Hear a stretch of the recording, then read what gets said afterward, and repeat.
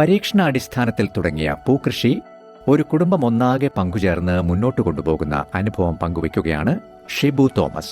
Poly house സംവിധാനം ഉപയോഗിച്ച് ഏത് കാലാവസ്ഥയിലും ചെടി നിറയെ പൂക്കൾ വിരിഞ്ഞു നിൽക്കുന്ന കാഴ്ച ഏതൊരാളെയും ആകർഷിക്കും. എന്നാൽ അതുകണ്ട് പൂക്കൃഷി വളരെ എളുപ്പമാണെന്ന് കരുതരുത് എന്ന് പറയുകയാണ് ഷിബു തോമസ്.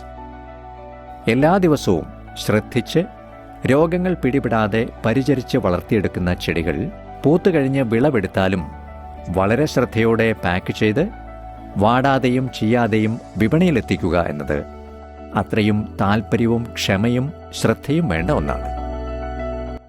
ഞാനത് 4 വർഷമായിട്ട് ഇപ്പോൾ കൃഷി ചെയ്തിങ്ങനെ ചെയ്യുന്നു. കൃഷി ഓഫീസിലൊക്കെ അന്വേഷിച്ച് കഴിഞ്ഞപ്പോൾ SHMൻ്റെ ഓഫീസിൽ പറയാൻ പറഞ്ഞു. അങ്ങനെ പറഞ്ഞ് അവരൊരു സപ്പോർട്ട് തന്നു. അതിൻ്റെ ഭാഗമായിട്ട് നമ്മൾ ഈ ഒരു കൃഷി തുടക്കകാലത്ത് ചെയ്തു. അങ്ങനെ ഒരു വർഷം കൊണ്ടൊക്കെ നമ്മളൊരു ലെവലിൽ ഇതിൻ്റെ പ്രശ്നങ്ങളൊക്കെ പഠിച്ച് പിന്നെ ആ ഒരു ഇതിലാണ് ചെയ്തുകൊണ്ട് പോകുന്നത്. പിന്നെ ആഴ്ച ഞങ്ങൾ 2-3 ദിവസം പൂ കൊടുക്കുന്ന ദിവസം ഞങ്ങൾ അന്ന് നല്ല പണിയുണ്ട്. നമ്മൾ ഈ പോളിയോസ് നട്ടതുകൊണ്ട് എല്ലാ സമയങ്ങളിലും നമുക്ക് പൂ കിട്ടും. പിന്നെ വളരെയധികം മഴയൊക്കെ കൂടുന്ന സമയങ്ങളിൽ പൂ കുറച്ച് കുറയും. അത്യാവശ്യം ചൂട് വേണം. ചൂടുണ്ടെങ്കിൽ ഇത് വലിയ പ്രശ്നങ്ങളില്ല പൂവും.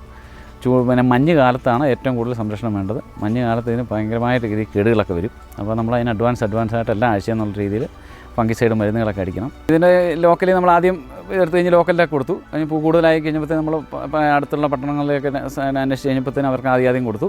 അവർക്ക് വലിയ പൂവിന് നല്ല ഫ്രഷായിട്ട് കൊടുക്കാൻ പറ്റും നമുക്ക്. ഇത് നമുക്ക് ഒരാഴ്ച വരെ ഈ പൂവ് കടകളിൽ പോയാൽ പോലും ഇരിക്കും. അപ്പോൾ കടക്കാർക്ക് ഭയങ്കരമായ താല്പര്യമായി. അപ്പോൾ അവർ നമ്മളെ കൂടുതലായിട്ട് പ്രോത്സാഹിപ്പിക്കുന്നുണ്ട്. പരിപാലനം ഭയങ്കരമായിട്ട് ആവശ്യമാണ്. ഓരോ ദിവസങ്ങളിലും എന്തെങ്കിലും രോഗം ഉണ്ടോ എന്നതിൻ്റെ ഇലയിലും മുട്ടയിലും എല്ലാം നമ്മൾ ശ്രദ്ധിച്ച് നോക്കി വരുമ്പോൾ അറിയാം. നന്നായിട്ട് പരിപാലിക്കുകയും വെള്ളവും മണ്ണും ഒക്കെ പരിശോധിച്ച് അങ്ങനെ പോയിക്കെങ്കിൽ മാത്രമേ നമുക്കിത് മുമ്പോട്ട് കൊണ്ടുപോകാൻ പറ്റുള്ളൂ.